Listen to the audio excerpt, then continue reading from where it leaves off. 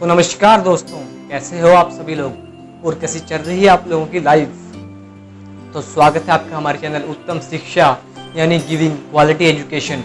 तो चलिए आज का वीडियो हम शुरू करते हैं बिना किसी देरी के। 1, 2, 3, come on!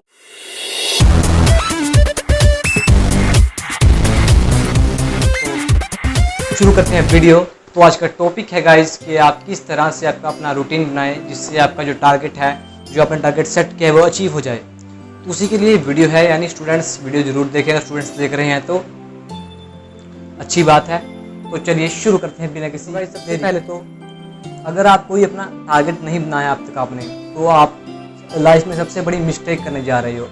अगर आपने टारगेट नहीं बनाया और आप ऐसे ही चलते जा रहे हो लाइफ में, तो ये कोई अच्छी बात नहीं है। वैसे सबसे पहले अपने एक एम बनाओ, अपना एक टारगेट बनाओ, अपनी एक स्ट्रेटजी बनाओ जिससे आप अपने एम को अचीव कर पाओ। सबसे पहले तो अपना टारगेट सेट करो कि आपको ज़िंदगी में करना क्या है, यानी आप बनना क्या चाहते हो, करना क्या चाहते हो, बड़े होकर क्या बनना चाहोगे। सिलेक्ट करते हो तभी आप कुछ कर पाओगे उस एम के बारे में, तभी आप उस एम को सिलेक्ट कर पाते हो गाइस, वरना आप कुछ नहीं कर पाएंगे। तो अगर आपने एम सिलेक्ट कर लिया तो सबसे पहला पॉइंट था कि एम सिलेक्ट, कि अगर आपने एम बना लिया कि मुझे बनना क्या है, फाइनल आपने कर लिया कि मुझे क्या बनना है, अब आप एक अपनी स्ट्रेटजी बनाएं। स्ट्रेटजी यानी आप अपने लिए कुछ टिप्स ट्रिक्स अपने लिए खोजें ताकि आपको अपना एम आसानी से मिल जाए। एम मिल जाए तो उसके लिए कुछ स्ट्रेटजीज हैं, तो मैं आपको बताता हूँ। सबसे पहले स्ट्रेटजीज होती है कि आप अपना एक टाइम टेबल बनाएं। और कुछ लोग करते हैं कि क्या करते हैं कि टाइम टेबल फॉलो करते हैं। जैसे कुछ एक टॉपर है, उसको टाइम टेबल था, जैसे कि वो 2 घंटे पढ़ता है, फिर 2 घंटे सोता है, 2 घंटे, ऐसे कुछ टाइम टेबल था। तो एक लड़के ने देखा हो तो वो भी फॉलो करने लग गया उस टाइम टेबल को। तो एक गलत बात है गाइस, कभी भी किसी का टाइम टेबल मत फॉलो करो। अपना टाइम टेबल खुद से बनाओ ताकि आप खुद उस पर काम कर पाओ। क्योंकि अगर आप टाइम टेबल फॉलो करते हो तो एक बहुत बड़ा ब्लंडर है गाइस, आप बहुत बड़ा ब्लंडर करने जा रहे हो। क्योंकि आपको क्या पता कि सामने वाला कुछ कैपेबिलिटी आपसे ज़्यादा हो या कम हो। ऐसा नहीं है कि वो जिस टाइम पे आप याद करते हो उसी टाइम पे वो याद करेगा। जैसा कि आप 2 घंटे में कुछ टॉपिक है वो याद कर लेते हो, और अगर वही बच्चा 3 घंटे में टॉपिक याद करता हो तो आपको 1 घंटा वेस्ट हो गया उसको टाइम टेबल को देख के। तो खुद अपना टाइम टेबल बनाएं, इस तरह से कुछ अपना टॉपिक पढ़ें कि आपका टॉपिक अच्छी टाइम में कवर हो जाए। तो ये कुछ स्ट्रैटेजी थी टाइम टेबल बनाने के। इक्वल वेटेज आपके हर एक सब्जेक्ट को मिले, यानी हर एक सब्जेक्ट को इक्वल वेटेज दें।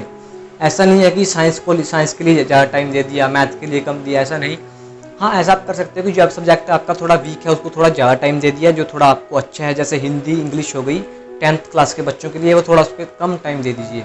बट इक्वल वेटेज आपको देनी है। इक्वल का मतलब इक्वल है, कुछ आगे पीछे नहीं करना आपको, कोई किसी के साथ भेदभाव नहीं करना किसी सब्जेक्ट के साथ। क्योंकि हर एक सब्जेक्ट अपनी अपनी जगह, हर एक सब्जेक्ट की इंपॉर्टेंस है गाइज। तो इस तरह से आपको टाइम टेबल आपका बनाना है। तो बात करते हैं कि आपको प्लेइंग का भी ध्यान रखना है अपनी, कि आप आपका टाइम, खेलने का टाइम भी आप रखो।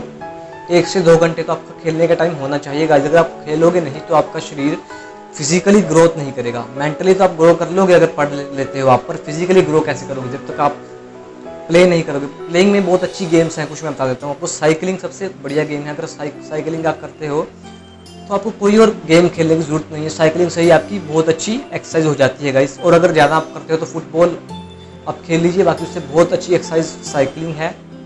तो प्लेइंग ज़रूरी इसलिए है गाइस क्योंकि आपकी फिजिकल ग्रोथ आपकी हो। फिजिकल यानी जो आपकी बॉडी की ग्रोथ हो, आपकी हाइट बढ़े, आपका जो वेट है वो अच्छा हो। ऐसा नहीं है कि आप सिर्फ पढ़ते पढ़ते आपका बॉडी बिल्कुल कमज़ोर से हैं, आप पतले हैं, तो इससे कुछ गाइस कोई फ़ायदा नहीं उस पढ़ने का भी, और आप कुछ काम भी नहीं कर पाओगे फिजिकली, आप जल्दी थक जाते हो अगर। तो ये कुछ पॉइंट्स थे।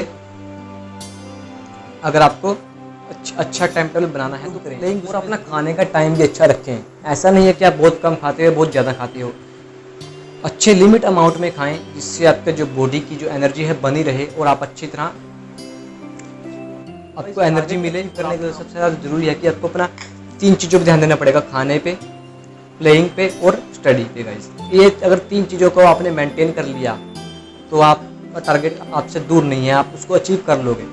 और सबसे ज़्यादा टाइम आपको स्टडी पे देना है गाइस। स्टडी पहले है, उसके बाद प्लेइंग है, फिर आपका खाना है। खाना गाइस, अगर आप खाना नहीं खाते तो आपको एनर्जी नहीं मिलेगी। तो गाइस खाना भी ज़रूरी है, आप अच्छा खाएं, हेल्दी खाएं। तो हेल्थ की अगर बात करें तो हेल्थ के ऊपर मैंने एक पहले वीडियो बनाई हुई है, आप नीचे डिस्क्रिप्शन में देख लीजिए, आपको वीडियो मिल जाएगी हेल्थ के ऊपर भी। वहाँ पे प्रणव ने एक वीडियो बनाई हुई है, आप देख लीजिएगा।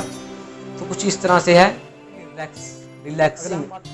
कई बार होता है कि हर बार हम पढ़ नहीं पाते, कई बार सिचुएशंस ऐसी होती हैं कि हम पढ़ नहीं पाते, हमारा मन नहीं होता। ऐसा क्यों होता है गाइस? क्यों होता है कि आप रिलैक्स नहीं होते, आपकी बॉडी टेंशन में होती है या कुछ और आप सोच रहे होते हैं। गाइस रिलैक्स करने के लिए आप म्यूज़िक सुने, सॉफ्ट म्यूज़िक जिसे बोलते हैं आप वो सुने। ऐसा नहीं है कि आप बड़ा बीट वाला म्यूज़िक सुन रहे हो, वो उससे रिलैक्सिंग नहीं मिलती। आप एक अच्छा म्यूज़िक सुने, सॉफ्ट म्यूज़िक, जैसे कुछ होती हैं जिनमें इंस्ट्रूमेंटल प्लेइंग होता है, आप वो सुने। जिससे आपको रिलैक्स प्रैक्टिकली इसको करता हूँ, जिससे मुझे रिलैक्सेशन बहुत मिलती है गाइस। और आप करके देखिए, आपको बहुत फ़ायदा मिलेगा रिलैक्सेशन का।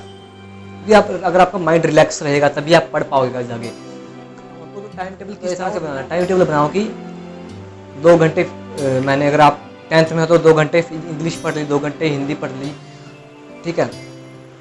2-2 घंटे आप हर सब्जेक्ट को दे दी तो सफिशिएंट है। 2 घंटे साइंस, 2 घंटे मैथ, बस इतना ज़्यादा कुछ आपको करना नहीं। 2-2 घंटे आप दे दीजिए हर एक सब्जेक्ट को। 10th में कितना बहुत है गाइस, इससे ज़्यादा कोई ज़रूरत नहीं है। बाकी आपके खाने का टाइम, पीने का टाइम, कुछ प्लेइंग का टाइम भी आपका अच्छा होना चाहिए, इससे आपकी बॉडी मेंटेन रहे, कुछ अच्छा आप कर पाओ। तो गाइस ये था कुछ, अगर आपको एक टारगेट सेट कर रखा है। और गाइस टारगेट की बात करूँ तो मैंने अभी एक रिसेंटली वीडियो बनाई थी कि क्या स्ट्रीम आपको लेनी चाहिए। स्ट्रीम के लिए आप वीडियो जरूर देखिए, नीचे डिस्क्रिप्शन में लिंक मिल जाएगा आपको। तो वीडियो देखकर आप इस वीडियो को जरूर देखना गाइस। अगर अभी ये देख रहे तो उसके बाद ये जरूर देखना। तो ये कुछ बातें थी जो मैं आपको बताना चाहता था आज। और गाइस एक और बात है जो मेरे दिमाग में चलती है कि सबसे ज़्यादा जो बच्चा टाइम वेस्ट करता है, वो टाइम वेस्ट करता है सोचने में। पूरा दिन तो वही निकाल देता है कि मैं पढ़ूं क्या, ये सोचने में निकाल देता है कि मैं पढ़ना क्या है। भाई फिर पढ़ ही नहीं पाता। तो पहले ही आप सुबह उठते ही क्या करें, सुबह उठते ही एक पेपर लें और पेन लें। उठते ही ऐसे टॉपिक्स को लिखें जो आपको करने हैं, जो आप आज आपको पूरे कर, किसी भी हालत में आपको पूरे करने हैं। उन टॉपिक्स की एक लिस्ट बना लें। फिर आपके अपने दिमाग में ही सोचने, मैं ज़रूरी नहीं है कि पेपर पे ही बनाएं।